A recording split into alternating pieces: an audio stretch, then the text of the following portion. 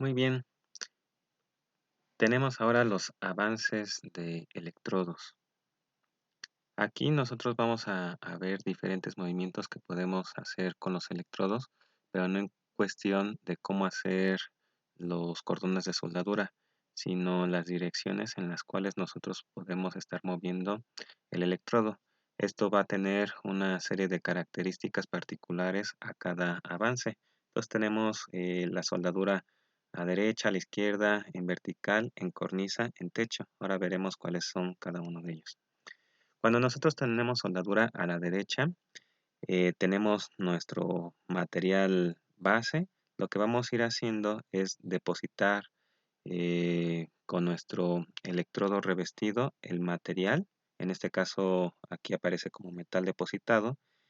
Y en automático, al contacto con el aire, se va a hacer la escoria. Entonces, algo que nos recomiendan es de que nuestro electrodo esté entre 60 y 70 grados y el avance es tal cual como ahorita viene marcado. Tenemos el material base y nosotros vamos a ir depositando. Esto va a permitirnos que nuestro material fundido, es decir, el de aporte, tenga una mayor penetración. Y esto evita el riesgo de que en el material base se hagan, inclusive en el material depositado, algunas inclusiones. Entonces, si evitamos eso, también hay menos probabilidad de que se hagan poros en el material. Entonces, esto nos ayuda bastante para que quede mejor nuestra soldadura. Para algunos es clasificado como eh, que este tipo de avance genera un baño muy caliente y fluido. Entonces, esas son algunas de las características que tiene este tipo de soldadura. Tenemos también soldadura izquierda. De igual manera nos vamos primero a nuestro esquema. Tenemos el material base. Sin embargo, nosotros vamos a tener un avance ahora hacia el otro lado. Si se fijan, el ángulo sigue siendo el mismo, pero nosotros vamos a ir depositando el material. De igual manera va a haber escoria y esto lo que va a provocar es que se vaya empujando un poco de material. Por lo mismo, va a tener menor penetración que en el caso de la soldadura hacia la derecha, por lo que esto se recomienda cuando los materiales base son de espesores delgados, es decir, por ejemplo, en chapas finas. Requiere también menor intensidad de corriente, por lo mismo el calor aportado durante este proceso podría ser menor. La desventaja es de que no estamos exentos de que se pueda ir formando poros al ir dejando nuestro material. Y por lo mismo de que también se va empujando parte del material, no nada más es hacia el frente, sino también a los lados, genera cordones anchos. Posteriormente, cuando nosotros tenemos que soldar materiales base, pero que la posición de estos es de manera vertical, el avance no se recomienda que sea completamente en línea recta. Recordemos que el material de aporte, eh, cuando se va depositando, está prácticamente en estado líquido. Entonces eso lo que puede provocar es de que se empiece a mover, es decir, bueno, la palabra con la que se conoce es de que se empiece a colgarse por efecto de la misma gravedad, por lo cual lo que se recomienda es que se vaya haciendo una especie de zigzag. En este caso puede ser que se haga a través de varias pasadas. Sin embargo, nosotros también cada vez que hagamos una pasada tenemos que recordar que hay que ir quitando la escoria que se forma en la capa externa. Y ya con eso vamos a ir haciendo otra pasada, pero todas van a ir a tener este recorrido. Si nosotros hacemos este recorrido, damos tiempo en que el material de aporte se vaya solidificando. Entonces, así es como nosotros podemos hacer la unión de nuestro material base a través bueno, dependiendo de qué tan separados pudieran llegar a estar, pero al ir haciendo el zigzag, podríamos ir uniendo sin ningún otro problema. Ahora, algo relativamente similar al caso anterior, tenemos la soldadura en cornisa. Eh, tenemos en paredes verticales, sin embargo, el avance no va a ser en vertical, sino va a ser en horizontal. De igual manera, perdón, de igual manera, cuando nosotros nos movemos en línea recta, de manera horizontal, también por efecto de la gravedad puede ir deslizándose nuestro cordón de soldadura, por lo cual también es recomendable que nosotros hagamos movimientos en zigzag y que de esta manera, si está muy separado, también vamos a tener que ir uniendo en capas, es decir, en varias pasadas. Por último, este podría ser también de las, entre comillas, peligrosas si no se tiene un buen manejo. Cuando está en el techo, nosotros corremos el riesgo de que si lo movemos en línea recta, empiece a gotear el material de aporte y si nosotros no estamos protegidos, pues bueno, nos vamos a causar serios daños, por lo cual también es recomendable utilizar movimientos en zigzag y dependiendo del ancho o la separación que tenga nuestro material base, nosotros tendríamos que hacer una serie de pasadas para que eh, el material realmente dé tiempo de que se empiece a solidificar. De igual manera, tenemos que ir quitando la escoria. Ahora, tenemos que ver la parte de los tipos de uniones. Este de tipos de uniones no se refiere al proceso de soldadura en sí, sino a cómo va a ser el acomodo que nosotros tengamos con nuestros materiales base o material base, pero pensando de que es en más de una pieza. En este caso, lo que se hizo por ejemplo, o es muy común, es el empalmado, es decir, que nada más en un mismo plano nosotros juntamos los materiales y ya de ahí nosotros podemos ir haciendo el cordón de soldadura. La otra es que por la disposición en la cual nosotros tengamos las piezas del material base, nosotros lo tengamos en perpendicular, pero dejando totalmente en descubierto y únicamente vamos a empalmar, por así decirlo, las aristas. Posteriormente tenemos la superpuesta, que de igual manera sería en un plano horizontal. Sin embargo, nosotros vamos a tener un empalme, en este caso, de nuestros materiales base.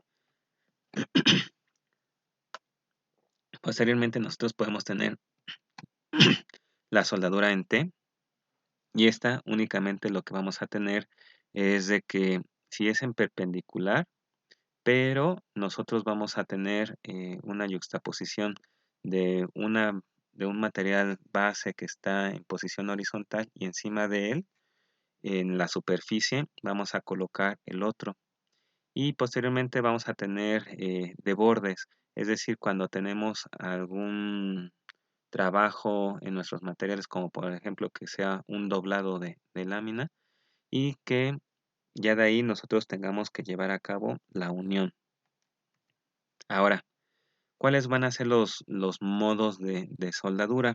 Pues bueno, dependiendo del tipo de unión, cuando nosotros lo tenemos algo muy similar a en T, vamos a tener en perpendicular y nosotros no únicamente nos vamos a enfocar a unir esas superficies a través de un filete interno único. Nosotros vamos a tener también cuando están en perpendicular, pero únicamente tocándose en una de las aristas, una unión en esquina con filete externo único y cuando están sobrepuestas vamos a tener la unión sobrepuesta con filete doble. ¿Por qué? Porque no va a ser suficiente con que nosotros únicamente pongamos el cordón de soldadura ya sea en la parte superior o en la parte inferior. Por último, vamos a tener la unión en T, pero con filete doble. Es decir, a diferencia de esta, nosotros vamos a tener que poner el cordón de soldadura en ambos lados. Lo que nos expresan las líneas punteadas es precisamente la penetración que podríamos llegar a tener en, en algunas zonas con nuestro cordón de soldadura. Ahora, cuando lo hacemos a través de surco. Es decir, en una empalmada, soldadura con surco cuadrado en un lado, que podría ser este, soldadura con surco en bisel único. Cuando nosotros tenemos en una de las piezas de material de aporte un biselado, un achaflanado, y así ya podemos llevar a cabo nuestro cordón de soldadura. O cuando tenemos el achaflanado en ambos lados de nuestro material base y tenemos la soldadura con surco en V, en este caso también sería único. Nosotros tenemos la soldadura con surco en U, ahí tendremos que hacer otro tipo de trabajo. Hay algunas fresas que tienen inclusive también redondeada la punta, también podemos lograr este tipo de geometrías con esos cortadores. Y tenemos algo muy similar acá al de soldadura con surco en bisel, pero es soldadura con surco en J, es decir, que únicamente nosotros vamos a redondear la esquina que teníamos, en lugar de hacer un bisel, vamos a redondear esta parte y por eso se le llama en J. O cuando tenemos la soldadura biselada, perdón, el material base, tanto en la parte superior como en la parte inferior biselado, pero que de ambos lados vamos a tener cordones de soldadura y este se le denomina soldadura con surco en V doble para secciones sobre todo que tienen espesor más grueso. Ahora, podría ser que nosotros no apliquemos tanto o un cordón continuo de soldadura y en este caso nosotros vamos a tener los modos de soldadura con inserto o con ranura. ¿Qué es lo que se debe de hacer? Un trabajo previo al material base, en este caso en el que se va a empalmar. Este es el hueco que nosotros vamos a tener, pero finalmente vamos a rellenar a través de nuestra soldadura. Es por eso que se le llama soldadura de inserto. O algo muy similar, en lugar de hacer esos huecos o perforaciones circulares, vamos a generar una ranura y en esta ranura posteriormente se va a hacer el material de aporte. ¿Cuándo es recomendable este tipo de soldadura? Cuando nosotros tenemos placas planas y ya con esto nosotros vamos a hacer de alguna manera una unión sin tener cordones continuos largos y únicamente en ciertas partes. También pueden ser que en lugar de material de aporte, nosotros podamos rellenar con material fundido. Ahora vamos a ver cuando tenemos el tipo de soldadura en reborde, en este caso cuando es de manera superior. Cuando nosotros tenemos nuestro material base, una a lo mejor podría estar doblada, la otra completamente plana, y tener un biselado o un redondeado en la parte superior, y ahí nosotros vamos a aplicar nuestra soldadura en reborde, o que sea una pieza única que a lo mejor esté dañada o que necesitamos tener un poco más de material, pues bueno, podemos ir dejando gotas de soldadura y esta le vamos a denominar nada más así, soldadura en superficie. ¿Cuándo van a ser recomendados? Pues para láminas metálicas o placas delgadas y también cuando nosotros necesitamos, como es el caso de esta de soldadura en superficie, necesitamos aumentar más el espesor de nuestra placa o que simplemente necesitemos proporcionar un recubrimiento protector sobre la superficie, ya sea por el daño que pueda llegar a tener. Entonces, esto es lo único que yo les quería dar por el momento.